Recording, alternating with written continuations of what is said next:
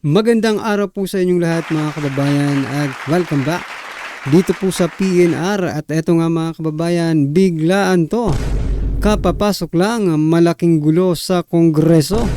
Stella Kimbo may pasabog sa Kamara. Nako, yan mga kababayan ang ating alamin at bibigyan ng komento mula po ito kay Banat Kapanig TV. Nasa description po ang full video link ng video ito. Subscribe na po kayo. Yan, Senado pinitik, bumaba sa pwesto, nagkawatak-watak ang Kongreso. Ha? Yan mga karibin natin. Pero bago po natin simulang pakinggan, panoorin at bigyan ng komento ang video ito. Ito, may share lang po ako sa inyo mga kababayan dahil po itong Kongreso, no? Ay, yun nga po kanina, sinabi ko, no? Pinitik po ang Kongreso, lalo na po itong si Senator Jinggoy Estrada. Ha? Ng House of Representative. Nako, umalma po ang House of Representative dito sa pagtatanggol yan ni Senator Estrada sa Office of the Vice President sa budget po, no? Senator Estrada's first defense of VP Sara Duterte is a cause of concern. Yan, nababahala mga kababayan. Ha? These are not confidential funds. They are part of the regular budget that should be carefully reviewed. Public money is always scrutinized in their use. Nako. Pahayag ni Taguig City 2nd District Representative Amparo Maria Pami Zamora. Yan mga kababayan. Nako, ano po ang ibig sabihin nito? Ang tanong nga po dito kung yan, concern no, yung ating mga congressman about dito sa budget ng Office of the Vice President. Concern pong sila no? Sana naman po, no, para mas maging kapanipaniwala na talagang kayong mga congressman ay concern talaga sa public money na sinasabi nyo. Na kailangan busisiin, no? Sana naman binusisi nyo rin yung proposed budget ng ating Pangulo. Diba? Kasi marami pong nagsasabi na may mga gustong magtanong patungkol po doon sa budget ng Pangulo. Oh. Pero bakit walang nangyaring tanungan? In 15 minutes tapos agad. Tapos sasabihin mo ngayon na Taguig 2nd District Representative Pami Zamora na you are concerned sa public money. Huwag niyo pong utuin ang taong bayan, 'di ba? Kung talagang talagang kabado po ang Kongreso. Alam niyo kung bakit mga kababayan? Kasi posible po, no? Kasi marami na pong senador ang nagre-react about dyan sa budget ng OVP. Posible po na madagdagan yung budget na yan. Dahil ayaw nga po ng mga senador na tapyasan Itong Kongreso lang talagang makulit.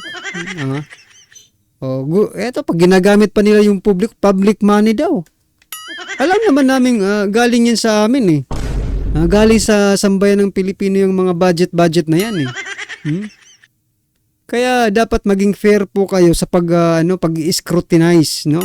Sinasabi niyong scrutinize sa paggamit. Hindi sana nagtanong din kayo kung saan gagamitin. Total, binaliwala niyo naman yung timed honored tradition. Tinanong niyo rin sana yung presidente about sa kanyang budget, di ba? Anong masasabi niyo dyan mga kababayan? At eto nga, speaking of the president, mayroon po siyang mayroon pong birthday message or birthday wish ang ating Pangulo. Ito, pakinggan po natin mga kababayan. Sir, last na lang, ano po yung inyo pong birthday wish na lang, sir? Ano? Birthday wish, sir. Ay, nako. Maging maayos na ang agrikultura at malaman na natin kung ano talagang weather, wet season ba o dry season para naman matulungan natin yung mga farmer natin. So yan. So yan po mga kabayan, yan po yung birthday wish ni President Bongbong Marcos Jr. Maging mabuti na daw ang agrikultura at malaman na kung ano ang magiging season, kung dry or wet season ba, para matulungan daw yung mga farmers. Aba, di ba dalawang ano lang naman yung ano natin dito, season, dry at saka wet season mga kababayan. Bakit mahirap pang ano yan? Mahirap i-identify. Well, anyway, yan po yung naging birthday wish ng ating Pangulo mga kababayan. Speaking of birthday mga kababayan, namataan doon sa Duran-Duran Party, nandun pala si Senator Cayetano. Eto mga kababayan, no, panoorin po natin to.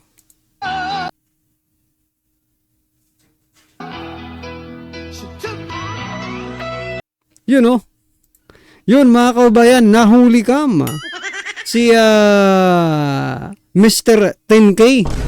Nako, nandun pala si Mr. 10K. Yan, sinishare ko lang po mga kababayan sa inyo. At least nalaman po ninyo na nandun pala si Mr. 10K. At ito na nga mga karibin natin, sama-sama at sabay-sabay po natin pakinggan itong kaguluhan sa Kongreso. Hindi po nagtutugma ang lower house at ang upper house. Mukhang ngayon lang sila, no? Hindi intindihan. Ito mga kababayan, panoorin po natin.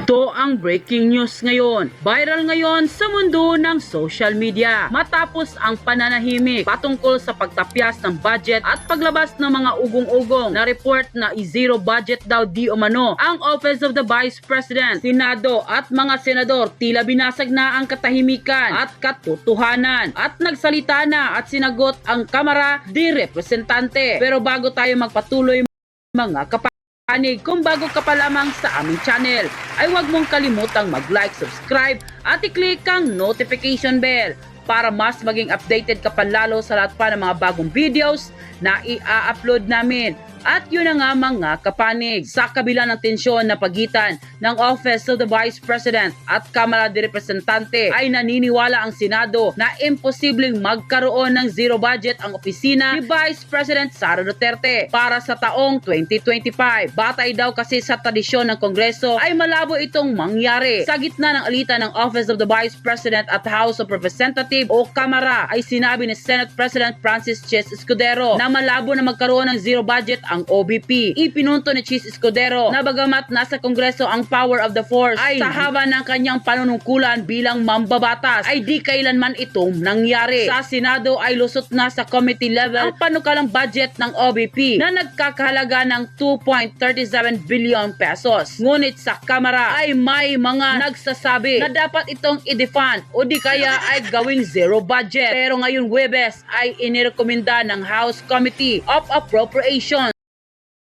na gawing 733,980,198,000 pesos na lamang ang OBP budget para sa susunod na taon. Nasa 1,293,159,000 pesos ang total ng kanilang tinanggal mula sa orihinal na panukalang budget ng OBP na nakapaloob sa National Expenditure Program. Kabilang sa binawasan ay ang OBP budget para sa 200 million pesos para sa supplies, 94,408,000 para sa personal services para sa consultants, 947,445,000 para sa financial assistance, 48,306,000 para sa rent and lease expenses, at 5 million para naman sa utility expenses. Ang nabawas naman na budget ay ililipat sa DSWD at DOH. Kaugnay nito ay naniniwala naman ang Senate Minority Leader na si Aquilino Coco Pimentel III at ang Senador na si Ronald Bato de la Rosa na nararapat na magkaroon ng sapat na budget ang OBP para sa susunod na taon. Sa isang mensaheng sinabi ni Senate Majority Leader na si Coco Pimentel na ang OBP ay dapat bigyan ng sapat na budget upang magampanan nito ang kanyang mandato. Anya, ang OBP ay dapat magkaroon ng budget para sa tauhan, opisina,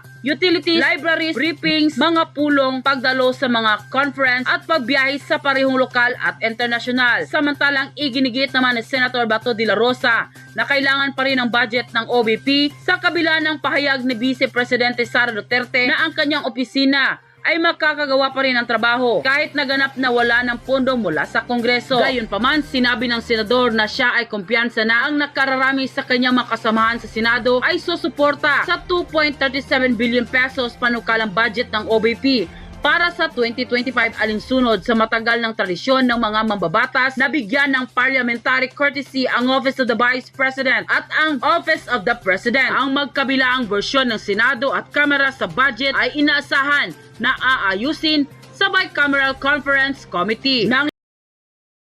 So yan mga kababayan, may chance pa pala na maibalik yung pondo or budget, no, na pinopose ni Vice President Sara Duterte. Dyan sa bicameral deliberation ng budget, no. Pero ito lang ang napansin ko mga kababayan, masyado yatang busy, no, ang ating gobyerno sa pag hearing about Office of the Vice President, Department of Education, wherein doon po si BP Sara una, no, na naging sekretary. Wala po silang nakuha kasi itong naisip ko mga kababayan, itong mga congressman na ito ay naghahanap lang talaga ng grounds for impeachment dito kay Vice President Sara Duterte, no? Pero wala po silang nakita na grounds for impeachment doon sa Department of Education bilang secretary, no? Kaya dahil sa linabas na ng COA report, 'di ba? Yung audit ng COA na wala namang anomalya. Okay? Tapos na po sila sa Department of Education.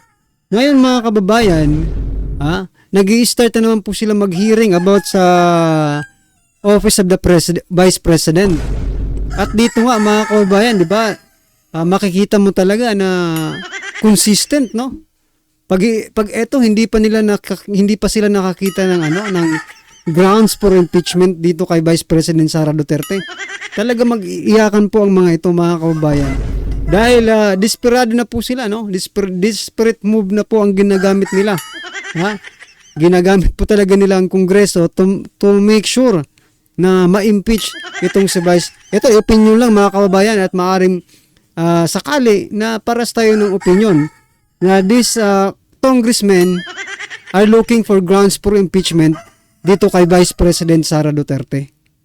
Nang lumabas nga ang balitang ito ay umani agad ng samot-saring komento mula sa marami sa ating mga kababayan na kung saan ay marami nga sa kanila ngayon ang hindi napigilan ng kanilang sarili na maglabas ng kani-kanilang hinaing at komento sa mundo ng social media. At ayon pa sa kanila, I am deeply saddened and angered by the unjust decision of elected officials to cancel our Vice President Confidential Fund. The overwhelming trust and support that she received from the majority of voters should be respected and honored. It is heartening to see the lack of respect shown towards our Vice President and the voters who placed their trust in her. Hashtag Justice for BP, Justice respect the vote. FYI, nilinis po ni Tatay Digong ang Pilipinas. Ramdam po namin ang pagbabago agad nung si Tatay na ang naging presidente. Kaya't kahit anong paninira nyo kay Duterte, siya pa rin ang best at solid. Support po kami all the way. God bless Duterte family. Serbisyong totoo po talaga. Speaker Romualdez, nagkakamali ka nang inaakala mong maibagsak mo si BP Sara. Dahil sa ginagawa mong panggigipit sa kanya, ang budget na para sa bayan, ibibigay sa bayan. Kung galit ka at inggit kay BP Sara, huwag idamay ang taong bayan. Huwag kang umasa na gugustuhin ka ng taong bayan. Malayo, speaker. Magpakatao ka naman. Tama, grabing pasasalamat ko sa natulungan ako ng OBP sa hospitalization ng Cisco pati OFC ni Pulong Duterte. Napakalaking nabigay nila. Talagang malaking tulong sa mga taong bayan. Please, pakibigay budget nila. Huwag namang ipolitika. Salamat. Salamat po sa mga senators at di po ninyo pinabayaan si BP Sara. Sana po mawala na po sa Senado yung mga taong yan. Romualdez, Salde, Kimbao. Sana po mawala na kayo sa Senado, pati na rin si Castro. Sa Congress, Diskarte ni Romualdez and Co.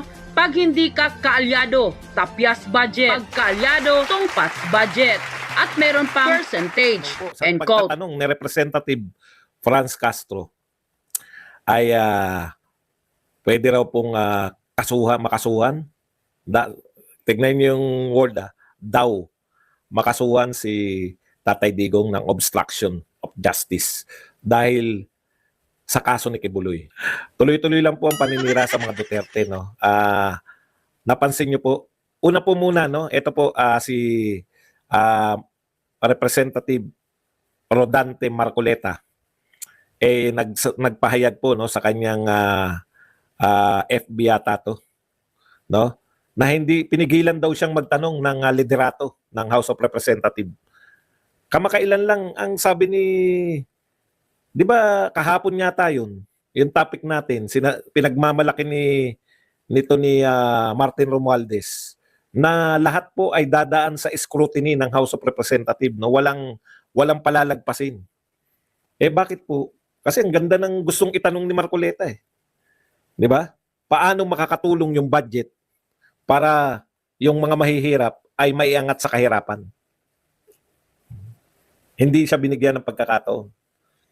Yung minority lang daw ang pinagtatanong. No? Kaya naman pala. Yan na lang nga yung last chance na makapagtanong yung mga congressman. Naliliwanagan po tayo sa mga tanong eh. Ang lilinaw po eh. Yun po, ako sa tingin ko mas masarap manood sa...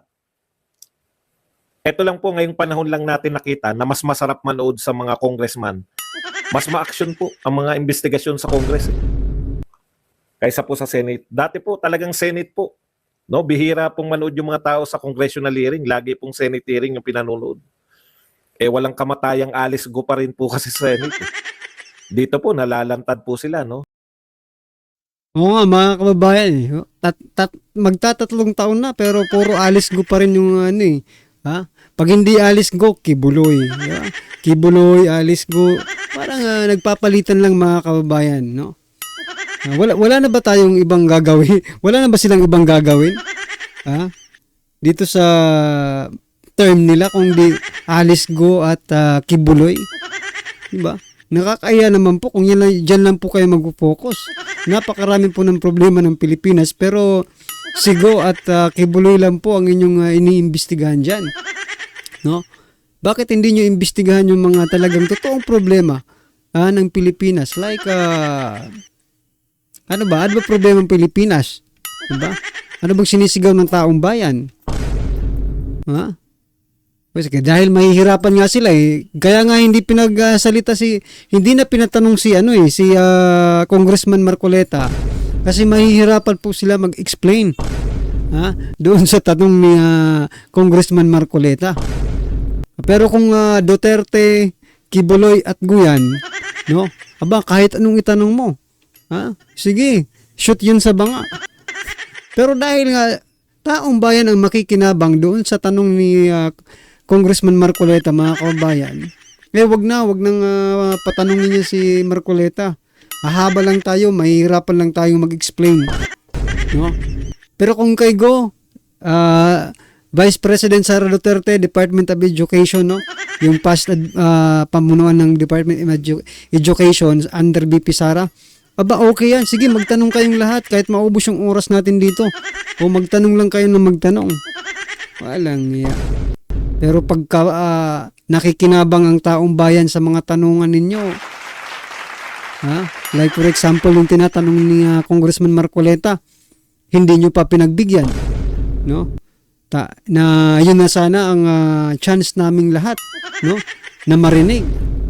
Ang inyong isasagot kasi lahat ng lahat ng Pilipino, mga kababayan, makikinabang po doon sa tanong ni Congressman Marcoleta. Na kung papaano makikinabang ang taong bayan dyan sa pondong yan. Di ba? Well, anyway mga kababayan, ano po ang inyong reaksyon, opinion patungkol po sa video na ito ay comment lang po sa baba para at least alam po natin mga kababayan ang inyong opinion. Alright, maraming salamat po.